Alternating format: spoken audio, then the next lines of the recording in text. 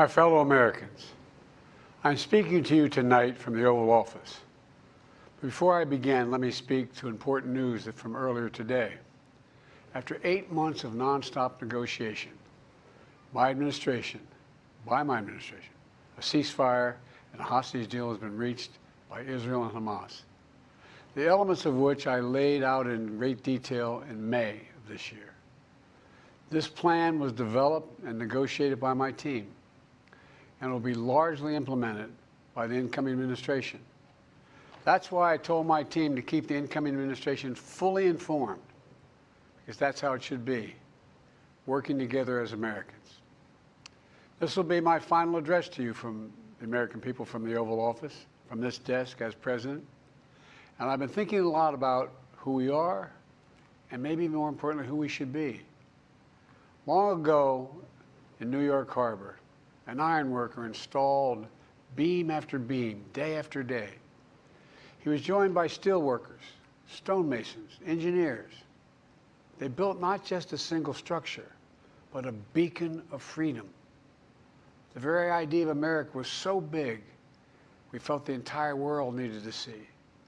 The Statue of Liberty, a gift from France after our Civil War. Like the very idea of America, it was built not by one person, but by many people, from every background and from around the world. Like America, the Statue of Liberty is not standing still. Her foot literally steps forward atop a broken chain of human bondage. She's on the march, and she literally moves. She was built to sway back and forth to withstand the fury of stormy weather, to stand the test of time because storms are always coming. She sways a few inches, but she never falls into the current below. An engineering marvel. The Statue of Liberty is also an enduring symbol of the soul of our nation. A soul shaped by forces that bring us together and by forces that pull us apart. And yet through good times and tough times, we've withstood it all. A nation of pioneers and explorers, of dreamers and doers, of ancestors native to this land, of ancestors who came by force, a nation of immigrants who came to build a better life, a nation holding the torch of the most powerful idea ever in the history of the world, that all of us are created equal, that all of us deserve to be treated with dignity, justice, and fairness, that democracy must defend and be defined and be imposed, moved in every way possible. Our rights, our freedoms, our dreams. But we know the idea of America, our institution, our people, our values that uphold it are constantly being tested. Ongoing debates about power and the exercise of power, but whether we lead by the example of our power or the power of our example, whether we show the courage to stand up to the abuse of power or we yield to it. After 50 years at the center of all of this, I know that believing in the idea of America means respecting the institutions that govern a free society, the presidency, the Congress, the courts, a free and independent press, institutions that are rooted, they just might not reflect the timeless words, but they echo the words of the Declaration of Independence. We hold these truths to be self-evident. Rooted in the timeless words of the Constitution, we the people. Our system of separation of powers, checks and balances, it may not be perfect, but it's maintained our democracy for nearly 250 years. Longer than any other nation in history that's ever tried such a bold experiment. In the past 4 years, our democracy has held strong. And every day I've kept my commitment to be president for all Americans through one of the toughest periods in our nation's history. I've had a great partner in Vice President Kamala Harris. It's been the honor of my life to see the resilience of essential workers getting us through a once-in-a-century pandemic. The heroism of service members and first responders keeping us safe. The determination of advocates standing up for our rights and our freedoms, instead of losing their jobs to an economic crisis that we inherited. Millions of Americans now have the dignity of work. Millions of entrepreneurs and companies creating new businesses and industries, hiring American workers, using American products. And together, we've launched a new era of American possibilities. One of the greatest modernizations of infrastructure in our entire history, from new roads, bridges, clean water, affordable high-speed internet for every American. We invented the semiconductor, smaller than the tip of my little finger, and now is bringing those chip factories and those jobs back to America where they belong, creating thousands of jobs. Finally, giving Medicare the power to negotiate lower prescription drug prices for millions of seniors. And finally, doing something to protect our children and our families by passing the most significant gun safety law in 30 years and bringing violent crime to a 50-year low, meeting our sacred obligation to over 1 million veterans so far who are exposed to toxic materials, and to their families, providing medical care and education benefits and more for their families. You know, it will take time to feel the full impact of all we've done together. But the seeds are planted, and they'll grow and they'll bloom for decades to come. At home, we've created nearly 17 million new jobs, more than any other single administration, a single term. More people have health care than ever before. And overseas, we've strengthened NATO. Ukraine is still free. And we've pulled ahead of our competition with China, and so much more. I'm so proud of how much we've accomplished together for the American people. And I wish the incoming administration success, because I want America to succeed. That's why I've upheld my duty to ensure a peaceful and orderly transition of power, to ensure we lead by the power of our example. I have no doubt that America is in a position to continue to succeed. That's why my farewell address tonight, I want to warn the country of some things that give me great concern. This is a dangerous and that's a dangerous concentration of power in the hands of a very few ultra-wealthy people. And the dangerous consequences if their abuse of power is left unchecked. Today, an oligarchy is taking shape in America of extreme wealth, power, and influence that literally threatens our entire democracy, our basic rights and freedoms, and a fair shot for everyone to get ahead. We see the consequences all across America, and we've seen it before. More than a century ago, but the American people stood up to the robber barons back then and busted the trusts. They didn't punish the wealthy. Just made the wealthy play by the rules everybody else had to. Workers want rights to earn their fair share. You know, they were dealt into the deal, and it helped put us on a path to building the largest middle class, the most prosperous century any nation in the world has ever seen. And we've got to do that again. In the last 4 years, that is exactly what we've done. People should be able to make as much as they can, but play by the same rules. Pay their fair share of taxes. So much is at stake. Right now, the existential threat of climate change has never been clearer. Just look across the country, from California to North Carolina.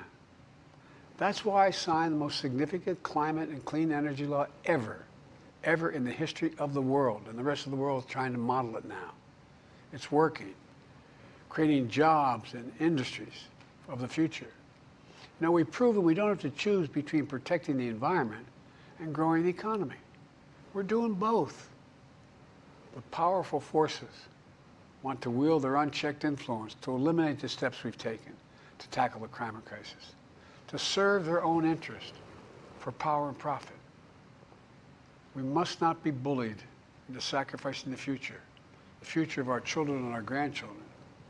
We must keep pushing forward and push faster. There's no time to waste.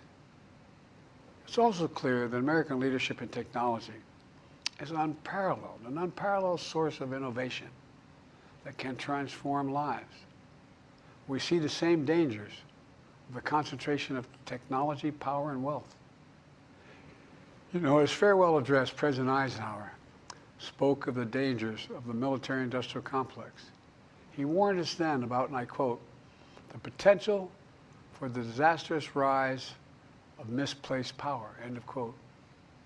6 decades later, I'm equally concerned about the potential rise of a tech-industrial complex that could pose real dangers for our country as well. Americans are being buried under an avalanche of misinformation and disinformation, enabling the abuse of power. The free press is crumbling. Editors are disappearing. Social media is giving up on fact-checking. The truth is smothered by lies told for power and for profit. We must hold the social platforms accountable to protect our children, our families, and our very democracy from the abuse of power. Meanwhile, artificial intelligence is the most consequential technology of our time, perhaps of all time. Nothing offers more profound possibilities and risks for our economy and our security, our society, for humanity. Artificial intelligence even has the potential to help us answer my call to end cancer as we know it. But unless safeguards are in place, AI could spawn new threats to our rights, our way of life, to our privacy, how we work, and how we protect our nation. We must make sure AI is safe and trustworthy and good for all humankind. In the age of AI, it's more important than ever that the people must govern. And as the land of liberty, America, not China, must lead the world in the development of AI. You know, in the years ahead, it'll help to be, it's going to be up to the president, the presidency, the Congress, the courts, the free press, and the American people to confront these powerful forces. We must reform the tax code, not by giving the biggest tax cuts to billionaires, but by making them begin to pay their fair share. We need to get dark money. That's that hidden funding behind too many campaigns contributions. We need to get it out of our politics. We need to enact an 18-year time and term, for the strongest ethics reforms for our Supreme Court. We need to ban members of Congress from trading stock while they're in the Congress. We need to amend the Constitution to make clear that no president is immune from crimes that he or she commits while in office. The president's power is not limited. It's not absolute, and it shouldn't be. And in a democracy, there's another danger to the concentration of power and wealth. It erodes a sense of unity and common purpose.